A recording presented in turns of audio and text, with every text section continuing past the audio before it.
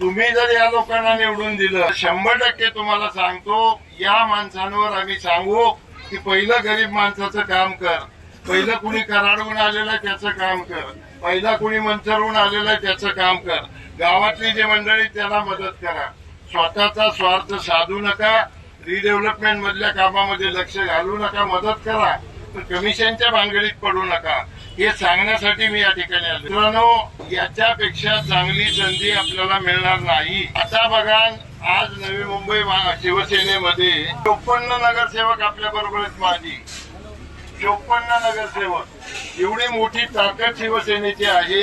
आणि मगा म्हटल्याप्रमाणे भाजप आणि आरएसएसची सगळी मंडळी आपल्या उमेदवारांना मदत करतायत. त्यामुळं आपल्या उमेदवारांचा विजय निश्चित आहे. फक्त गहाळ राहू नका. 2 आठवडे माझी सगळ्या भगिनींना बंधूंना विनंती आहे की आपली कामं बाजूला ठेवा. तुमचे जे नातेवाईक आहेत, तुमचे जे मित्र आहेत, तुमचे जे स्नेही आहेत, तुमचे जे परिचित लोक आहेत, त्यांना सांगा आपल्याला बदल करण्यासाठी आपण हे मत मागतोय. पवारांना मोठं करण्यासाठी मत मागत नाही.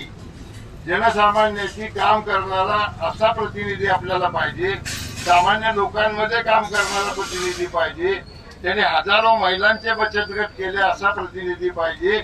म्हणून आम्ही मत, माझा पैशाचा पूर येईल, त्यांनी लुटलेले सगळी महापालिकेचे पैशाचा आम्ही तुम्हाला दाखवतील, त्या आमिषाला बळी पडू नका.